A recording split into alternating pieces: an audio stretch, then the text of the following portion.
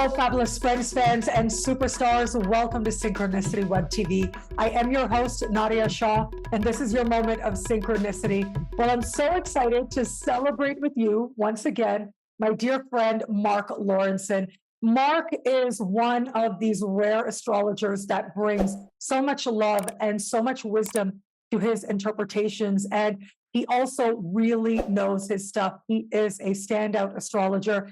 And he's actually one of the more popular astrologers that we have teaching at Synchronicity University. And Marc Laurenson is back. He is coming back this January with a 5-part course on the lunar nodes. Hugely popular topic, very spiritual topic, taught as only Marc can.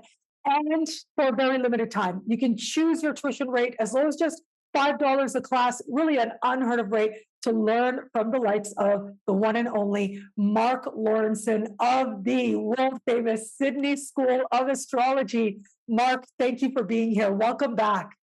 Thank you. Thank you so much, Nadiya, for having me back. Very, very excited about doing this course.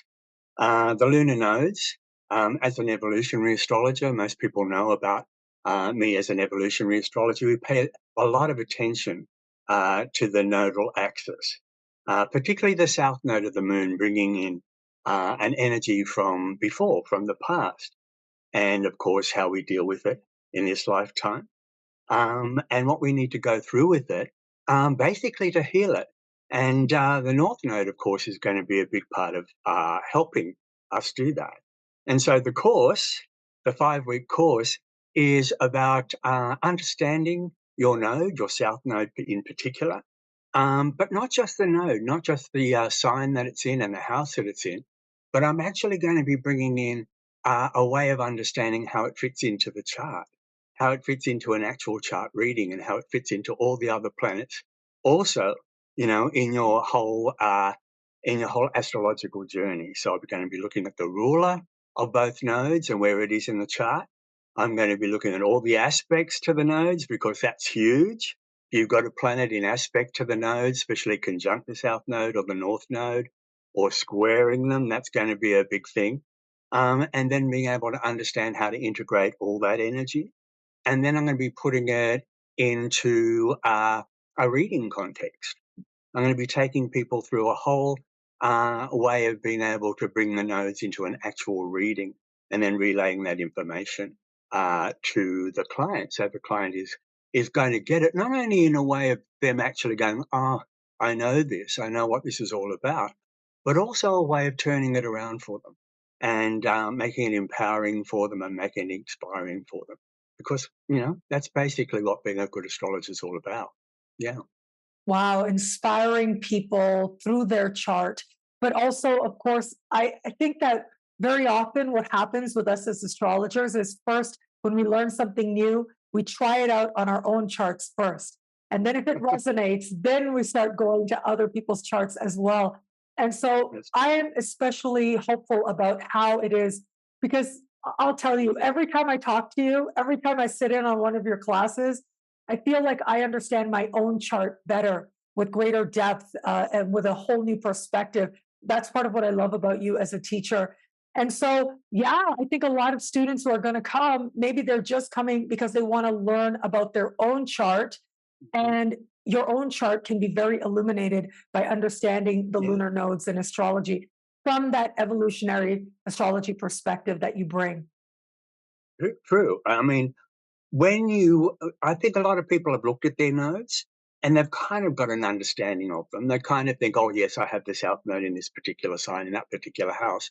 But they've never really gone into what it actually means. You know, they've never really gone into what is this emotion memory that I have around this sign in this house that I brought in from before, and how does it play out in this lifetime? Because the south node does carry an energy, and we call it a past life energy. In evolutionary astrology, we call it, we go into the past life understanding of what the south node might be.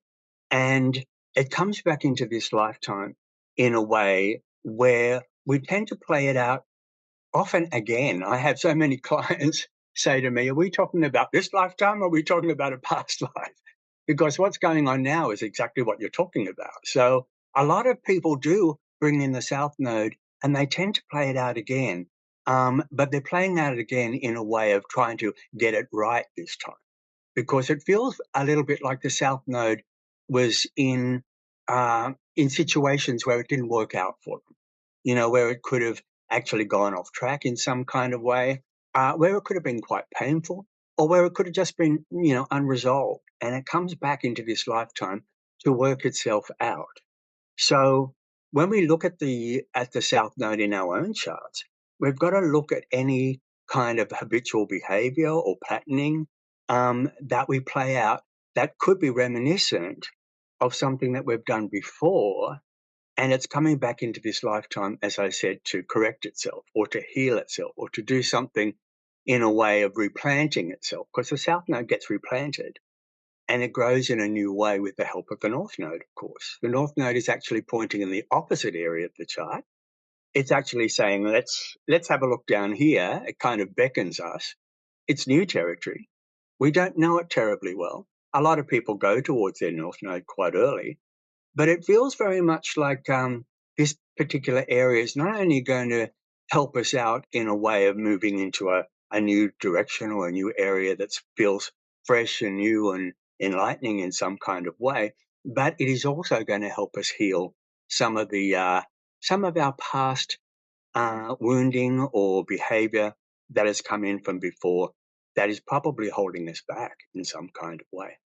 So I'm going to be taking everyone through what that means. And so the South Node, it has to do with the past. And some might understand that as past life. Some might understand that as childhood and early childhood. Do you make that distinction? How do you understand it? Yes, I do. Because as an evolutionary astrologer, I talk about it in a past life context, but I don't want to become too caught up in that. You know what I mean? I don't want to actually say it is a past life and that's the way it has to be. Because a lot of people have family stuff that comes in with the South Node. So many people, not so many, but quite a few people have actually said to me in readings, "Oh, this is my grandfather's story you're telling me," or "This is what my mother experienced when she was a child as well." And I feel like I've got something from her. I feel like I'm playing out her story in some kind of way. So it's really interesting how it can come in down the family line. And if it goes back in generations, and often it does, often, especially women for some reason, pass down a generational pattern, great grandmother to mother to child. And it feels like a relay baton, when you pass on a relay baton in a race, and now you've got the baton and it's up to you to bring it home, And so it feels very much like if you do recognize it in your family, if you do recognize it from early childhood, if it's familiar from that context, then that's it. Go with that. Go with that. It just comes in with us. It's a cellular memory that comes in with us. So if it feels more familiar to you through the family than a past life, then that's it. I'm going to go with that.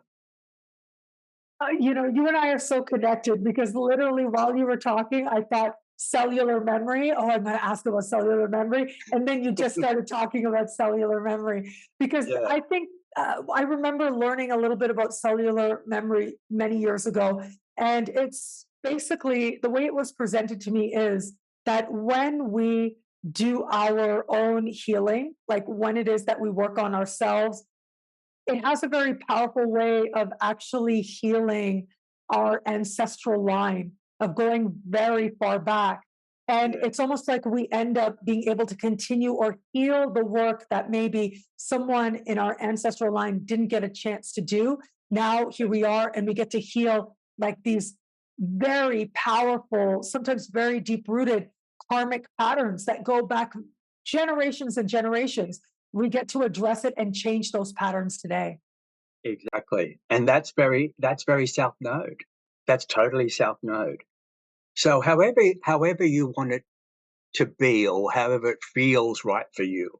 I'm always into when I do astrologies, particularly with clients, it has to feel right for them. I never force the client into believing something or forcing them into a situation or something like that they're uncomfortable with. That's not good astrology.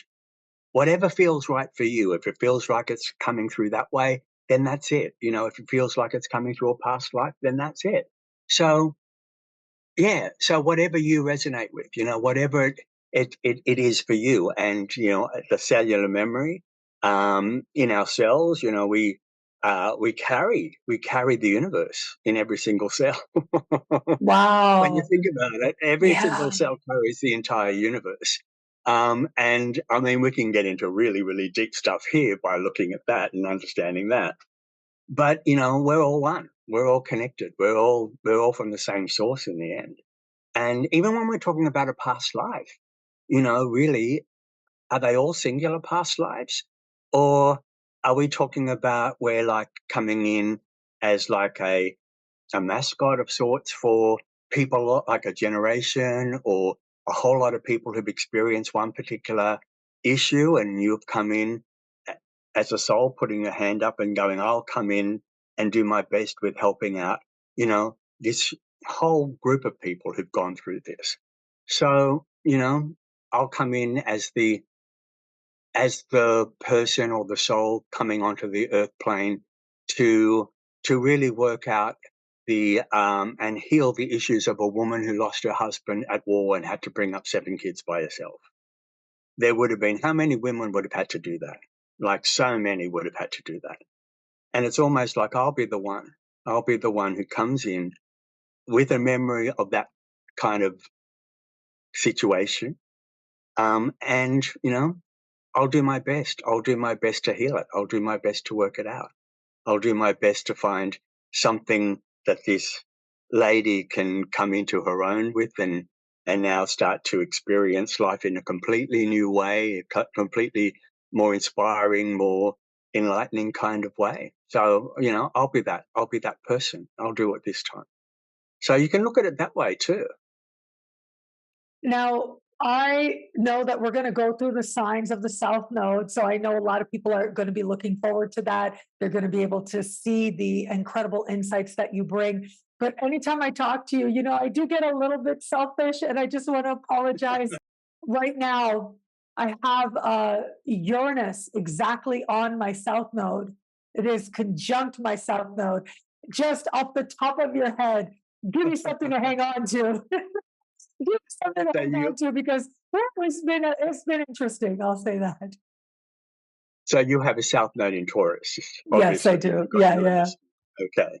So South Node in Taurus people generally, not all the time, but generally come in with safety, you know, safety and security.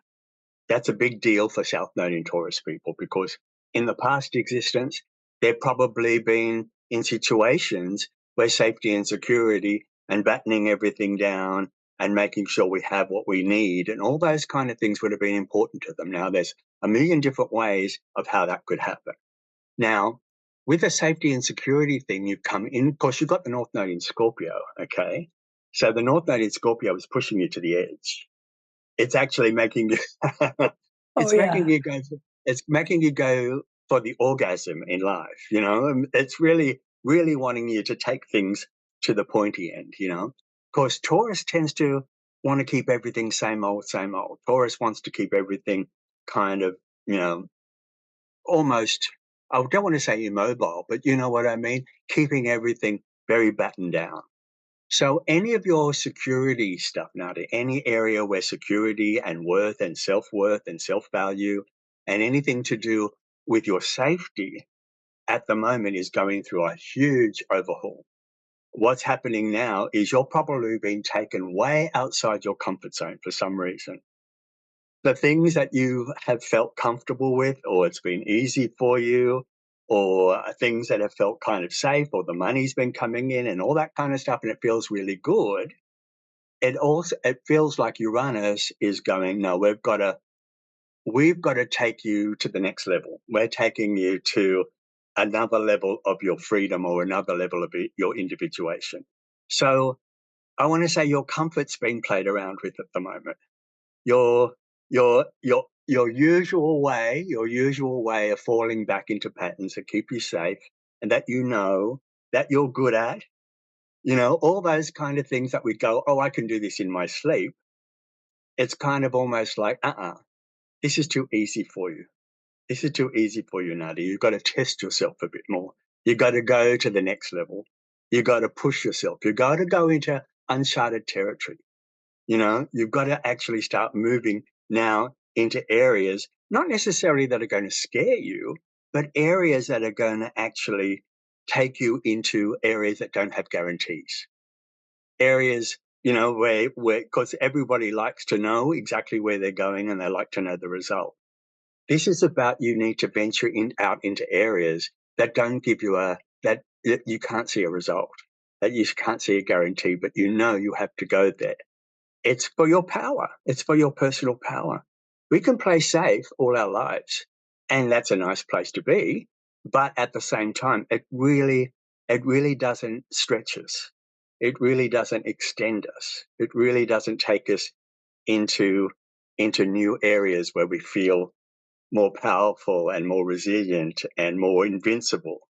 So there's something about your invincibility that's being played around with at the moment. It's like you can play safe if you want to and keep doing the same old, or this is your moment to move into something that you've never done before, that you've never tried before, and take it to a completely new level. What does I that love sound like? it. Oh my God. In a lot of ways, there are a lot of layers with which that hits it right on. But I will share one thing that really does come to mind. It is an 11th house south node as well. So again, transiting Uranus is on that natal south node in Taurus. And we had a chance to hang out at the ESAR conference recently. And, I shared with friends and fans that I was really, really grateful to have been acknowledged as favorite social media content creator. And so I got this award, and literally, I get that award at the end of August. It must have been August 28th. And then on September 1st, I took a planned, uh, really a diet from all things social media. And so I hadn't been off of social media for 16 years because my entire business has been on social media. My work has been on social media. And to actually say to myself, no, I need to step away from this for a month to just understand something about myself.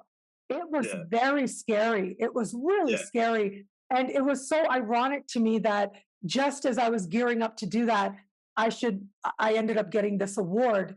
And so I found it yeah, interesting and ironic, but that 1 month really, really was one of these moments where I realized that there is a real me and there's a real life. And that's what I came here to live.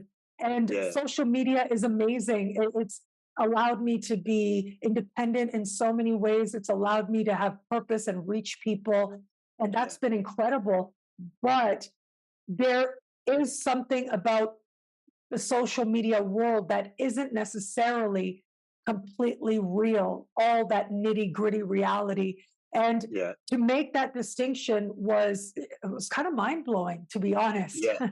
Yeah. Yeah, and that's Uranus. That's the Uranus energy, because Uranus is always going to be about your individuality, your uniqueness, your originality, who you truly are, the real you. That's Uranus, and it's always trying its best to get us into that. Because we're also caught up in trying to be something for other people. We're also caught up in popularity and so caught up in fitting in and people liking us and all that kind of stuff, which is fine. I mean, that's all part of life too.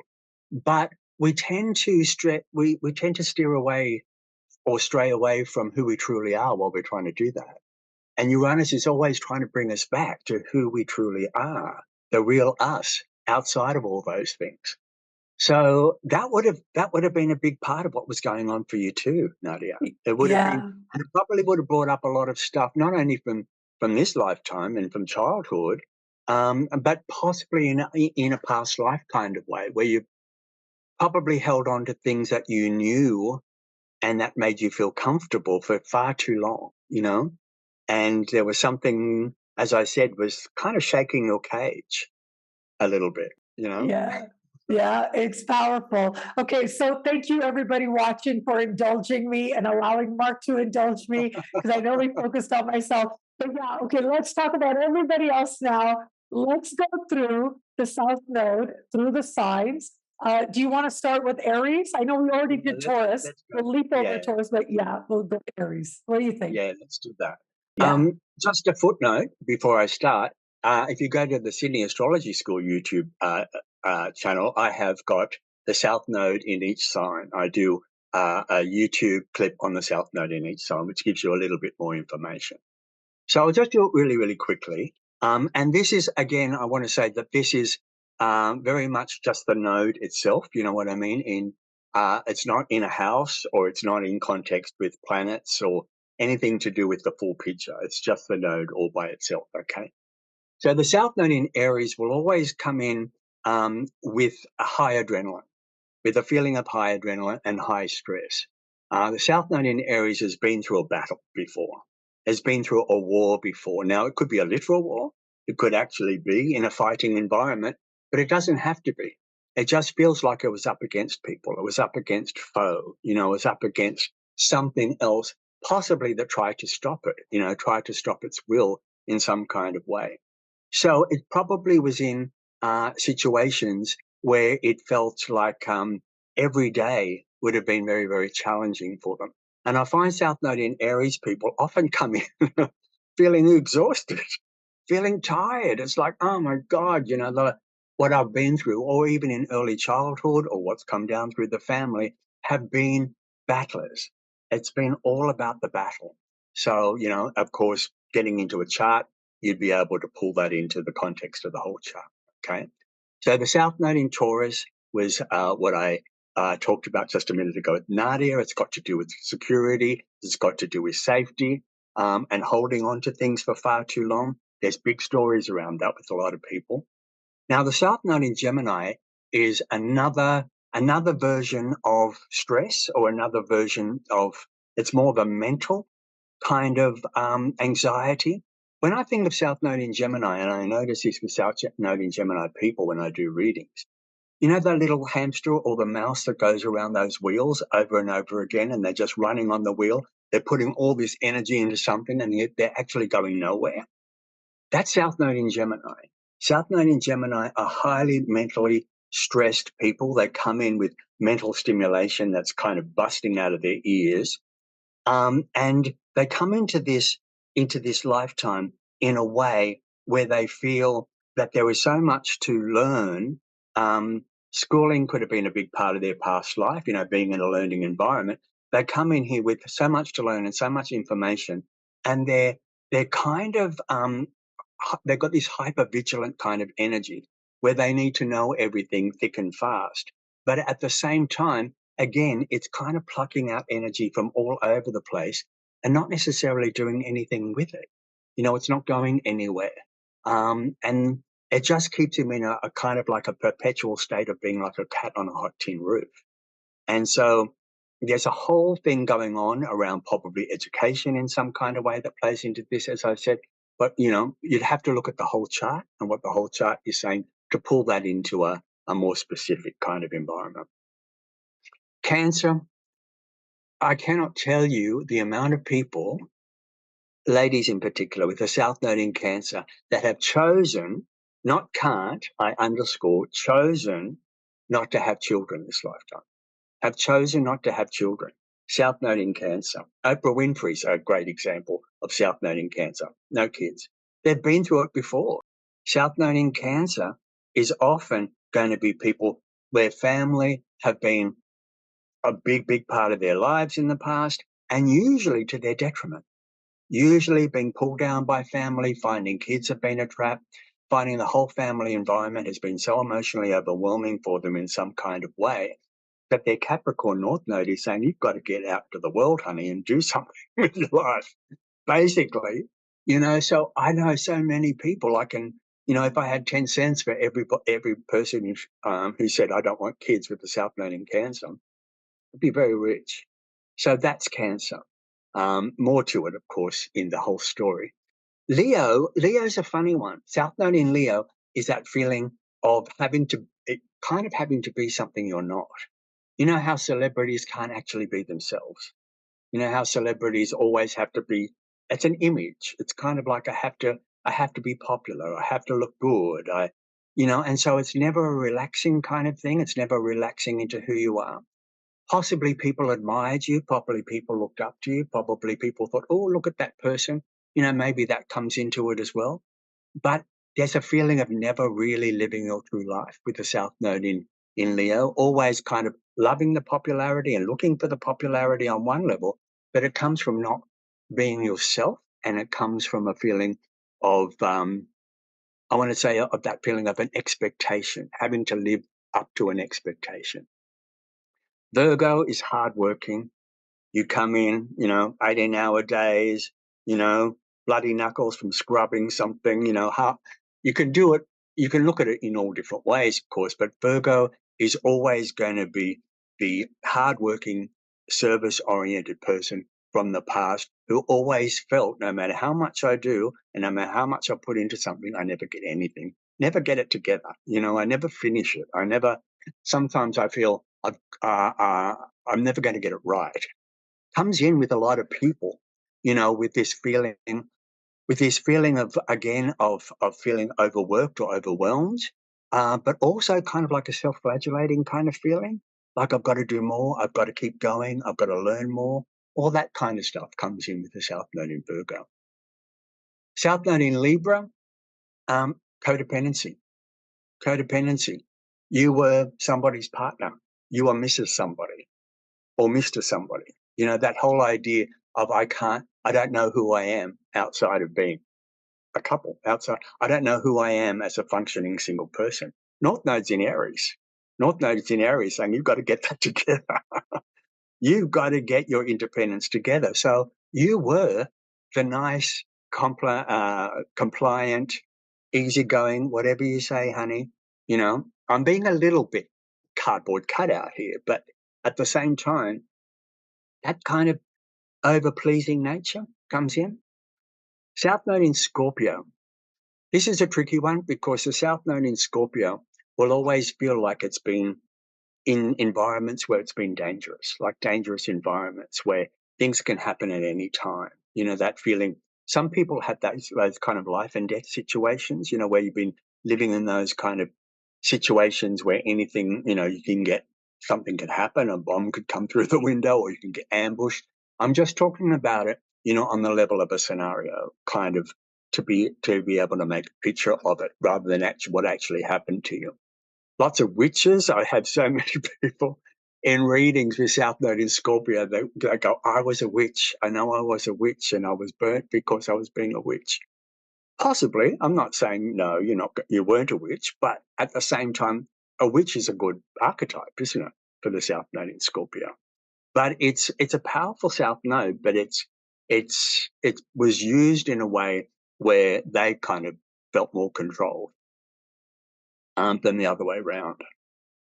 In Sagittarius, I find the South Node in Sagittarius comes in. I think religion is a really good picture for the South Node in Sagittarius. How so many people, particularly in the past, and families particularly, have a culture of religion, or past life of religion. And so this real strong need to have a belief system that is often about goods and bads and wrongs and rights and my way is better than your way, all that kind of stuff. So you could have had a religious kind of past life that you find you need to ask questions about now, which is Gemini, asking questions. You need to read between the lines. You need to be more inquisitive. South Node in Sagittarius can actually get sucked in by dogma or doctrine or what other people believe in, all that kind of stuff. You've got to think for yourself. In Capricorn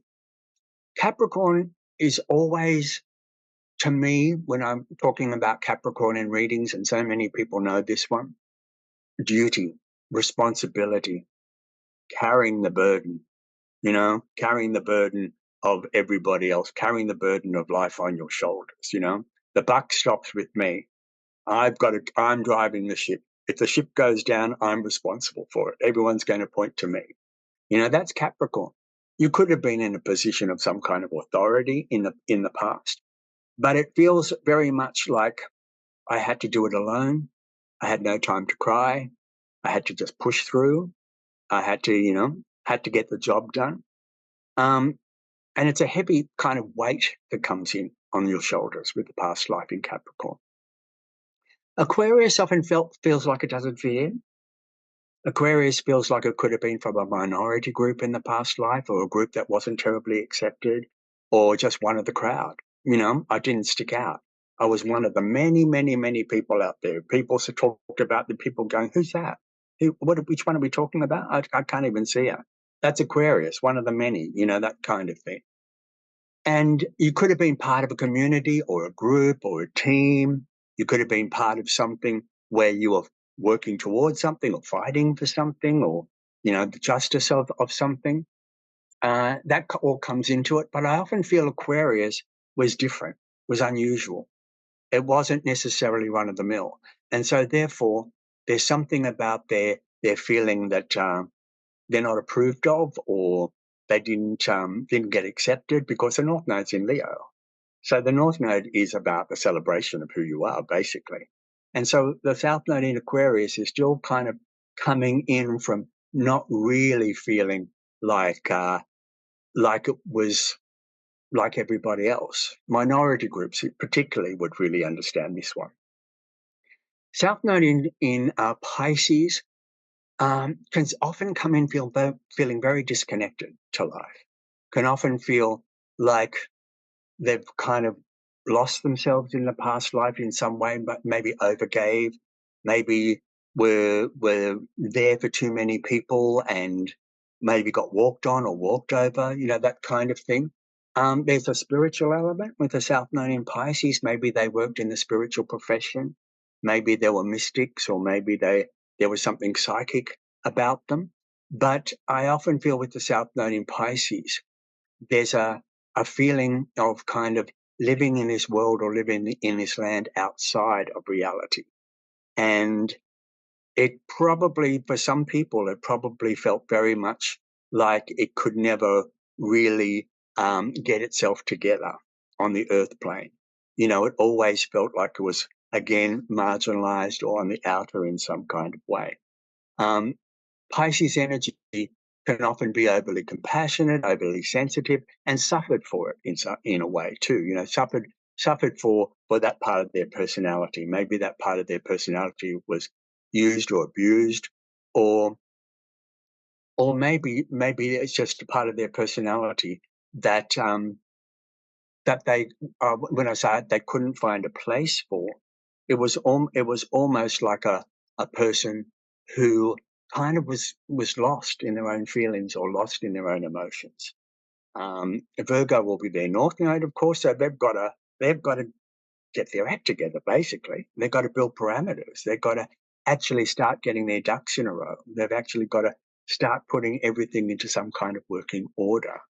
So that's a very, as I said, that's a very, very quick kind of understanding outside of the full chart. Of course, things would change a little bit if I was looking at all the planets involved, which is what our mini course is going to be all about. So there you go, Nadiya. You're amazing. I mean, I think everybody can tell how amazing you are. There you go. And you guys, like Marc already said, he's coming to Synchronicity University, and for a very, very limited time, it is choose your tuition rate. As low as just $5 a class, a 5-week course to learn all about the lunar nodes in your chart. Marc, thank you. Thank you so much. I loved how you illuminated the South Node through the different signs. And, I just think that you have so much wisdom and love to your astrology, which is just one of the reasons that I love you so much as an astrologer. Thank you. Thank you so much, Nadiya. I'm so blessed to be part of Synchronicity, and I'm so looking forward to doing the mini course. Thank you so much. Thank you, Marc. And thank you, everybody out there, for watching. And until we connect again, take care. Bye.